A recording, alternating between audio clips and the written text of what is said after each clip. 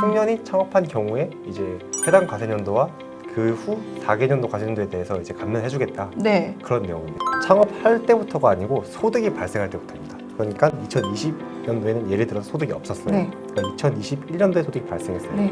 그럼 2021년도와 포함해서 플러스 4개년도까지 해준다. 그런 25년도까지. 네, 맞습니다. 단기 순이익 기준인가요? 매출액이 아니라? 네, 아닙니다. 이건 소득 금액. 사업자가 폐업 후에 동종 사업을 다시 창업하는 경우에는 그러면 창업으로 봐줄 거냐라는 내용인데 항상 네네. 그래서 음식점업이라도 중국집 하다가 한식이면 창업으로 볼 수도 있다. 진짜요? 네.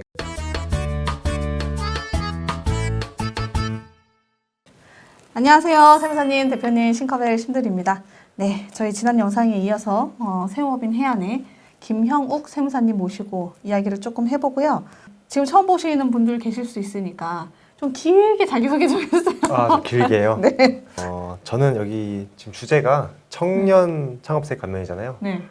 길게 소개해달라고 요청하셔서 저는 네. 아직 청년이고요.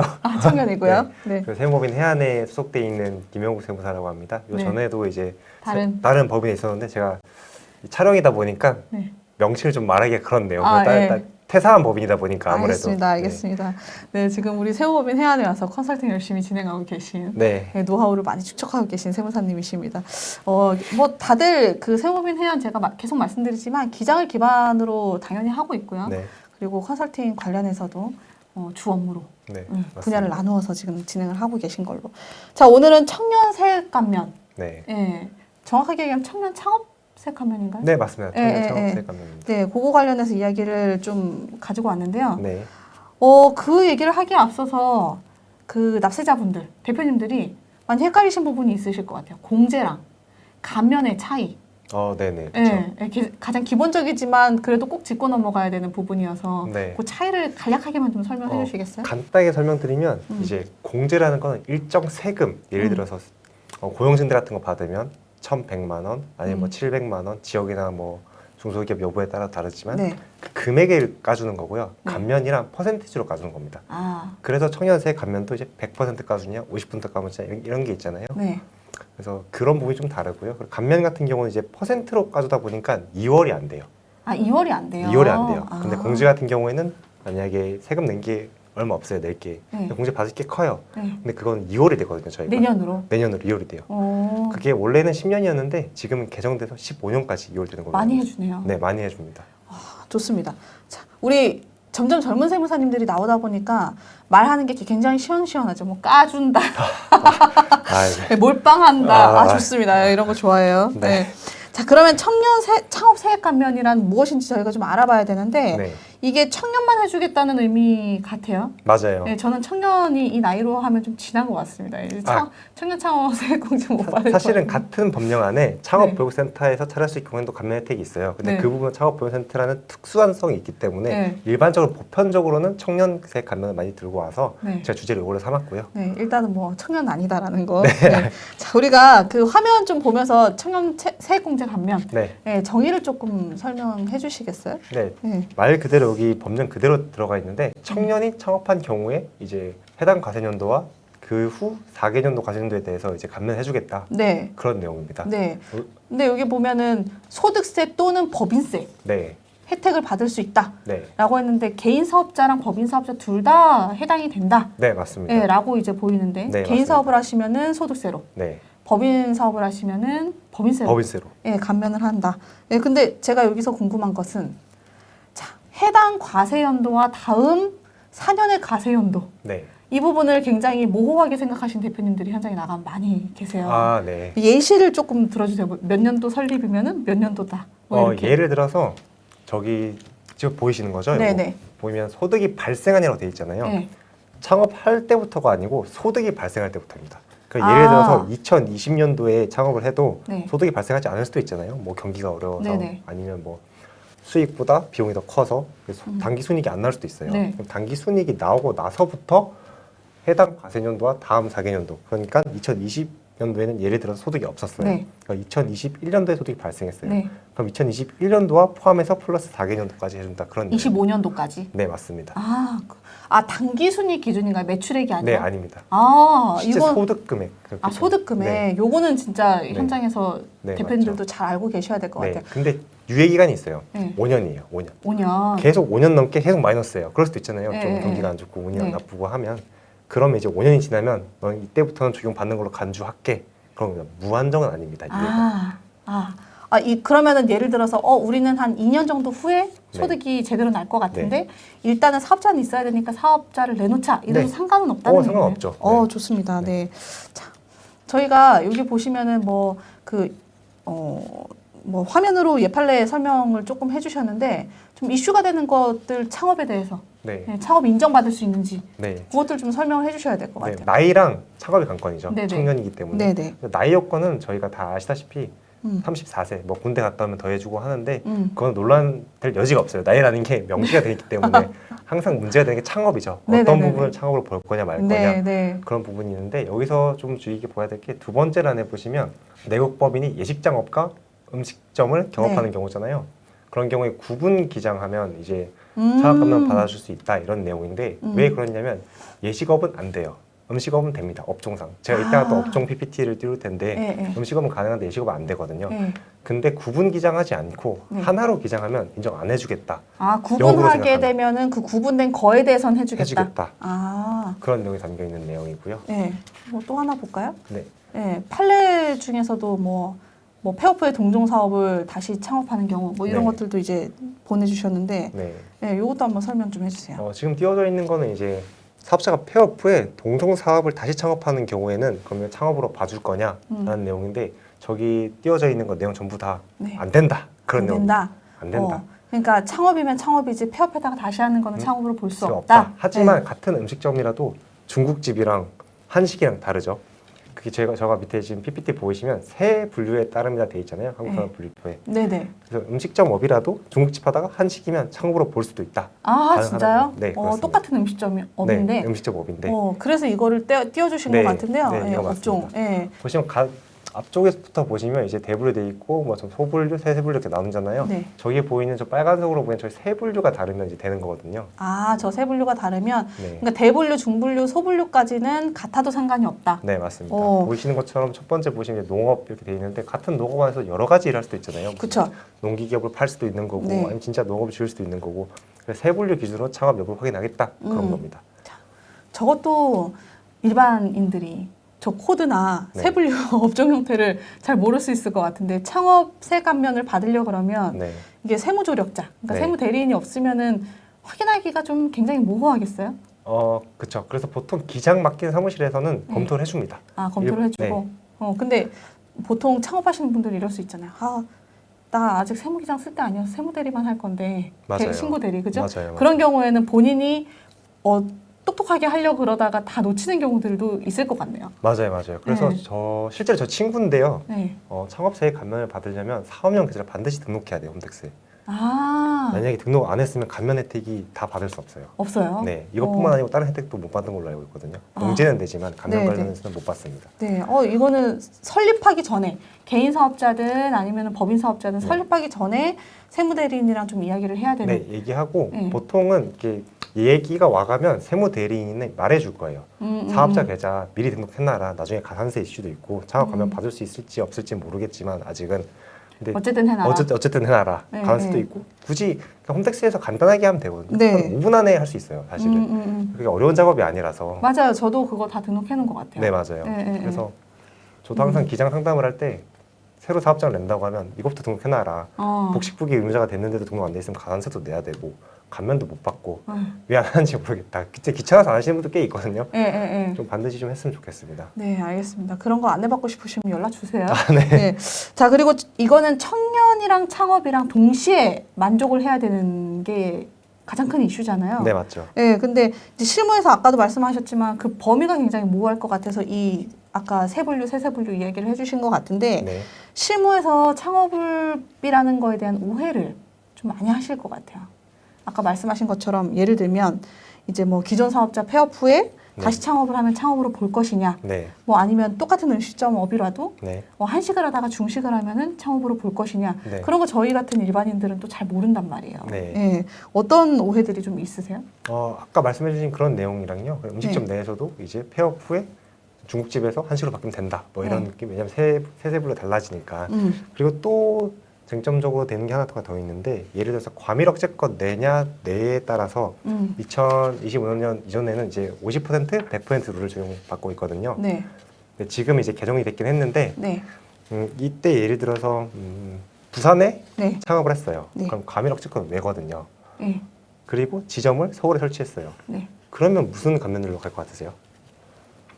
본점 따라갈 것 같은데요. 본점 따라갈 것 같으세요? 네. 근데 저희는 지점 따라갑니다. 낮은 아. 걸로 가는 걸로 이제 예판 해석이 나와 있어요. 아, 그래요? 네, 오. 좀 불리합니다. 왜냐하면 실제로 이게 사람들이 장난을 많이 쳐가지고요. 네. 실제로 사업장을 이제 서울에서 할 건데 네. 미리 과밀억제권 외에서 사업자 등록한 다음에 서울에 들어와가지고 하면 무조건 다 100% 적용받잖아요. 네. 그렇기 때문에 낮은 걸로 하기로 아, 낮은 보수적으로. 보수적으로 한 거 저희가 잡는 게 아니고 네. 나와 있어요. 아, 나와 있어요. 네, 나와 여기? 있어요. 오. 일기 판례가 나와 있습니다. 그러면 이런 경우도 있잖아요. 아까 그 뭐 한식, 중식 이렇게 표현을 하셨지만 네, 그러면은 이런 경우 가능한 거네요. 제조업으로 하다가 네, 네.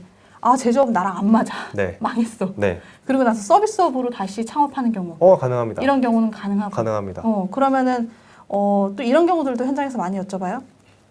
결혼한 사이예요? 네. 죄송해요. 네, 아닙니다. 세무사님이 창업으로 해서 창업을 하다가 네, 같은 이제 배우자가 네, 동일한 사업으로 사업장. 창업을 맞아요. 했어요. 말씀 잘해주셨는데 네. 이 경우에는 실질을 따라서 보겠다는데 거의 인정 안 돼요. 인정이 안 돼요. 네, 인정 안 돼요. 어. 인정 안 된 케이스의 사례가 훨씬 많습니다. 아, 그래요? 네, 얘기 그냥 한 판례를 사람으로 봐도. 그냥 보는 거예요? 네, 한 사람 봅니다. 네. 같은 사업장이라 하셨잖아요. 네네. 똑같은 한식이면 안 된다고 생각하시면 되고요. 네. 한식 중국집이면 사실관계에 따라서 좀 많이 싸워야겠죠, 조서관이랑. 네. 근데 인정받을 여지는 조금 있다. 아, 그건 100%는 확답은 못 하시겠다는 의미이신 거죠? 네. 그래서 현장에서 저 같은 경우도 뭐 제가 세무실무나 뭐 공제감면을 막 직접 하는 건 아니지만 네. 그냥 나가다 보면 이런 질문들 많이 받으세요. 아, 우리는 이번에 배우자로 진행을 해서 이건 무조건 감면 받을 수 있어요 라고 하시지만 네. 저는 뭐 귀등으로 들은 얘기들이 있으니까 네. 그거 세무사님이랑 다시 한번 이야기 해보셔야 될 것 네, 같다. 예. 근데 예를 들어서 남편은 제조업하고 네. 그 와이프는 뭐 서비스업이나 도소매업이다. 네. 이거는 상관없잖아요. 그거는 거의 상관없어요. 근데 네. 그 사실은 정말 사실관계를 많이 따져보는 요건 중에 하나가 이게 감면율이 100% 50%면 굉장히 큰 거거든요. 엄청 크죠. 100%면 세금을 이제 안 징수하지 않겠다는 거예요. 그건. 네네네네. 그렇기 때문에 잘 안 해주려고 합니다. 그래서 음. 예를 들어서 아예 다른 거잖아요. 네. 방금 말씀해주신 내용이. 근데 임대 구조나 그런 형태도 봐요. 임대차 계약서가 어떻게 작성돼 있는지 그 사업적인 정말 분리돼서 볼 수 있는 사업장인가 이런 거를 사실관계 싸움입니다. 사실 그래서.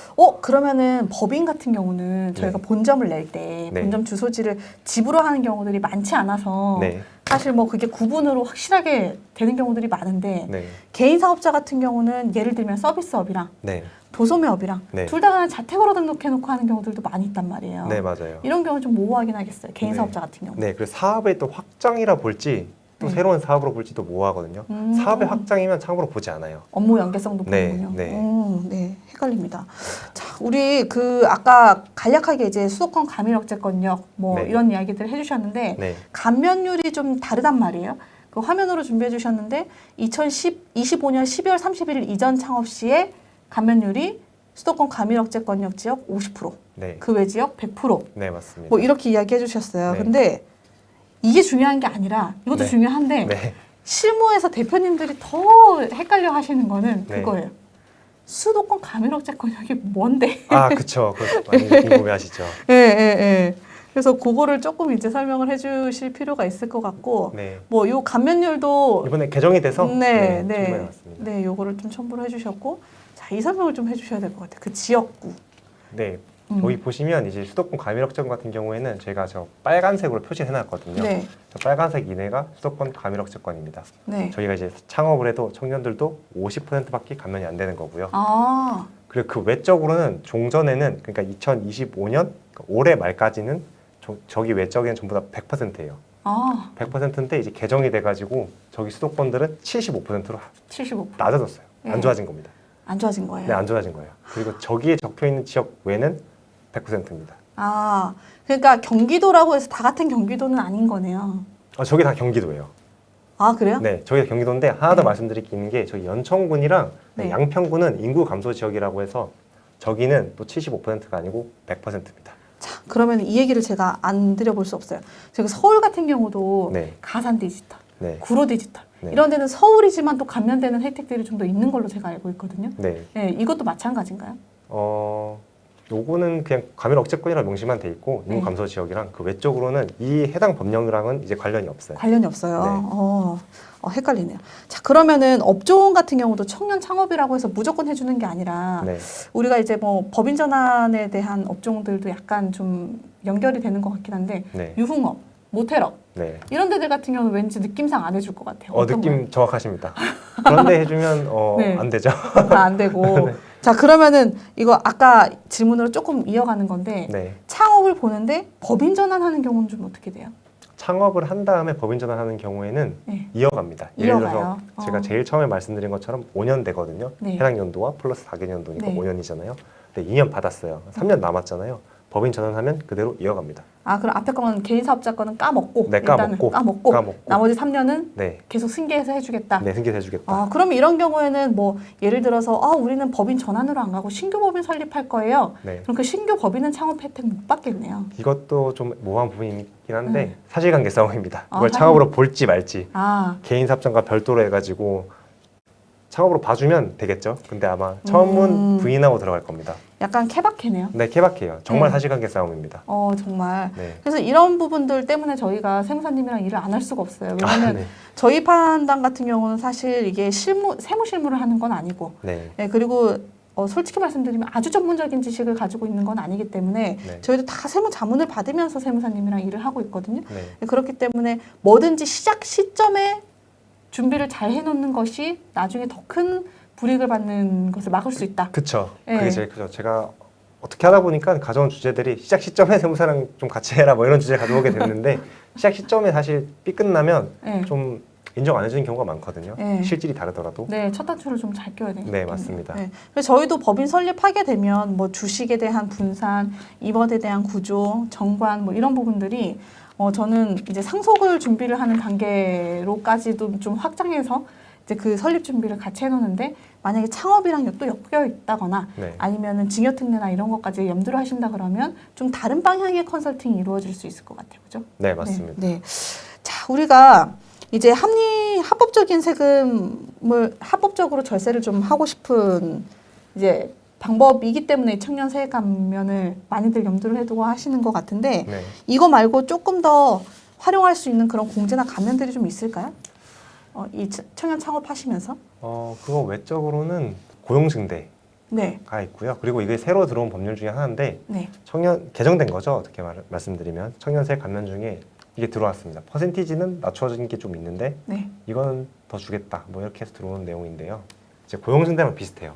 인원이 늘어나면 혜택 감면 비율을 더 높여주겠다. 그런 내용입니다. 원래 직원들 고용이 늘어나면? 네, 맞습니다.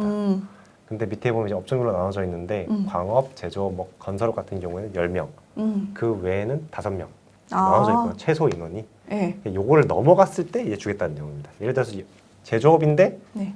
8명에서 9명 됐어요. 네. 그럼 미달하잖아요. 네. 여기는 추가적으로 혜택 주지 않고요. 아, 그런 내용입니다. 최소 인원이. 그럼 어쨌든 5명은 넘겨야 되는 거네요? 10명 넘겨야죠. 제조업이면. 제조업이면? 네, 그 바뀐 그 경우에는 밖에 없죠. 5명. 근데 네, 우리가 맞습니다. 일반적으로 뭐 도소매업 하신다, 네. 서비스업 하신다, 네. 이런 경우에는 5명 넘으면은 네네. 요것도 한번 검토를 해봐라. 네네, 맞습니다. 그런 걸로 이제 보겠습니다. 이거는 추가 공제 예시해 주신 것 같은데. 네, 예시 맞습니다. 네, 요거 이제 아까 말씀하신 거, 네, 그거 예시해 맞아요. 주신 거죠? 자, 사실 이게 지금도 말씀하셨지만 지금 세법이 너무 많이 변경이 되고 있어요. 네. 네, 컨설팅 관련된 세법들도 많이 변경이 되지만 그냥 세무 실무 네. 이런 각종 공제 감면들에 대한 한 세법들도 너무 많이 바뀌고 있는데 세무사님들도 너무 정신 없으실 것 같아요, 그죠? 힘들어요. 특히 청년 창업 감면 같은 경우도 한도가 있다고 들었는데 어떻게 좀 바뀌었어요? 네, 원래는 한도가 없었는데 네. 이번에 들어왔죠. 이 조문도 같이. 음, 그래서 5억 한도가 생겼거든요. 네. 세금으로 5억을 한도로 한다는 게 사실은 아직까지도 큰 혜택이라고 볼 수 있습니다. 아, 그래요? 네. 근데 실무적으로 이런 사이트들 회사들이 많나요? 많지 않을 것 같아요. 많지 않죠. 왜냐하면 네. 여기는 요건이 일단 청년이고 네. 창업을 해야 돼요. 근데 세금만 5억을 내야 됩니다. 아, 이러면 정말 대박 터진 회사 아니면 세금은 네. 어떻게 매출도 5억이 나오기 힘든데 사실상 청년이고 이제 갓 사업을 시작했으면 세금이 5억이 나온다는 거는 매출액으로 따지면 몇백억 나오는 거거든요. 최소. 갑자기 든 생각인데요. 네. 그 우리가 도소매, 서비스, 건설업 어쩌고 저쩌고 업종들은 네. 이제 일정 사이즈 규모가 되려고 그러면 좀 시간들이 필요하잖아요. 네. 근데 우리 의사 선생님들 같은 경우는 맞아요. 의사 선생님 같은 경우에는 네. 특히 피부과 피부과. 이런 이 혜택 받을 수 있나요? 청년 창업 청년 창업이요. 아마 업종이 안 될 겁니다. 업종이 네. 아 진짜 의사 선생님들 진짜 할인 받을 수 있는 게 없네요. 네. 없습니다. 법인 전환도 안 되고. 네, 말씀하신 의사뿐만 아니고 세무사, 회계사 뭐 이렇게 약간 전문직처럼 봐지는 업종은 좀 안 되는 걸로 알고 있습니다. 아, 안 돼요. 네. 세무사님도 그러면은 만약에 개업하시면 못 받으시는 거예요? 네. 청년 그렇습니다. 창업. 안 근데 됩니다. 창업은 되죠? 아니요, 안 돼요. 아예 안 돼요? 이거 관련되는 거는 받을 수 없어요. 세감면 혜택을 받을 수가 없어요. 아, 그래요? 네. 그런 게 있습니까? 네. 아무튼 뭐 오늘 이제 그 청년 창업세 공제 네. 관련해서 가지고 오셨는데 이게 뭐 설립 때부터 어쨌든 개인 사업자가 됐든 법인 사업자가 됐든 업종 코드 잡는 거에 대한 이야기들을 계속해서 해주시는 것 같아요. 지난번부터. 네. 네, 그래서 만약에 이런 거에 관심이 있으시면 혼자서 처리하려고 하지 마시고 뭐 꼭 세무법인 해안이 아니셔도 네, 돼요. 맞습니다. 예, 주변에 조력자 세무사님들이 계시면 반드시 사정 상담 받고 진행을 하시고 뭐 적절하게 기장이 필요하면 기장도 좀 맡기시고 그렇게 하시면은 오히려 다른 불이익들이 더 없으시거나 네. 더 큰 혜택들을 받으실 수 있다. 네. 네, 그렇게 보여집니다. 네, 저희 한 편 더 준비를 했는데요. 요거 청년사회관명 관련해서는 여기까지 하고 문의가 있으시면은 세무법인 해안 서초지점 김형우 세무사님 찾으시면 되고 연락이 잘 안 되신다. 네, 그럼 저한테 연락 주시면은 제가 전화 좀 받아주세요라고 반대로 말씀을 좀 드려볼게요. 네, 오늘 준비한 내용 여기까지고요. 다음 기회에 다시 또 뵙겠습니다. 감사합니다.